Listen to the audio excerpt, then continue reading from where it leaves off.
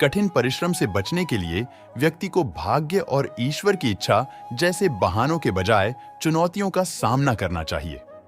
गीता में कहा गया है, कोई भी अपने कर्म से भाग नहीं सकता, कर्म का फल तो भुगतना ही पड़ता है।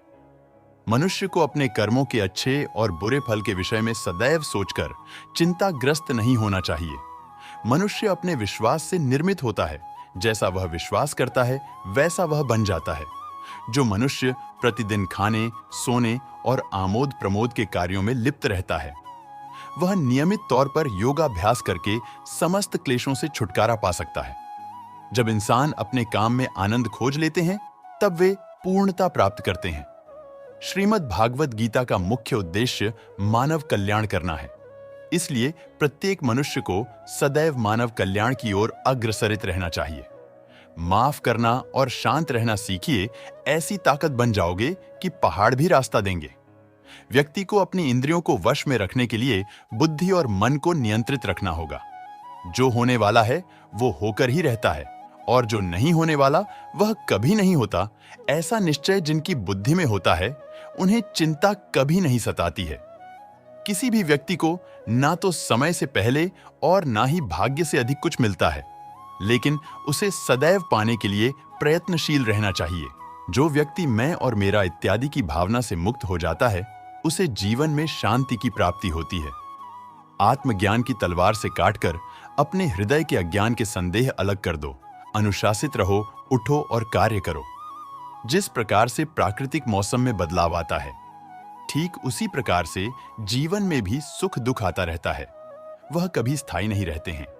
इस जीवन में ना कुछ खोता है ना व्यर्थ होता है।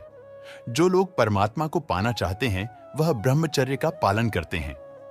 भगवान श्री कृष्ण कहते हैं कि मैं इस संसार की सुगंध हूं, अग्नि की ऊष्मा हूं और समस्त जीवित प्राणियों का आत्म संयम हूं।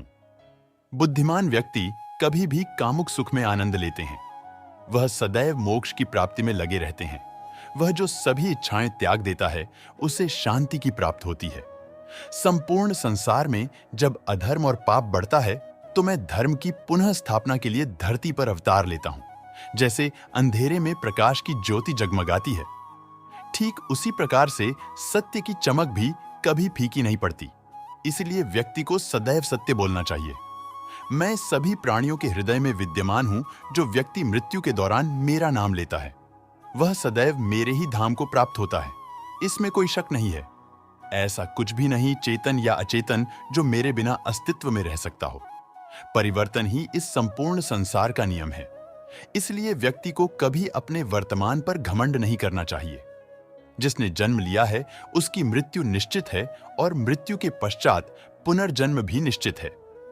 मनुष्य का संपूर्ण शरीर 5 तत्वों से मिलकर बना है: अग्नि, जल, वायु, आकाश और पृथ्वी।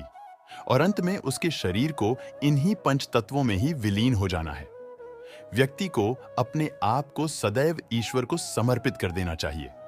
तभी वह दुखों, चिंता और परेशानियों से मुक्त रह सकता है। प्रत्येक बुद्धिमान व्यक्ति को क्रोध और लोभ त्याग देना चाहिए, क्योंकि इससे आत्मा का पतन होता है।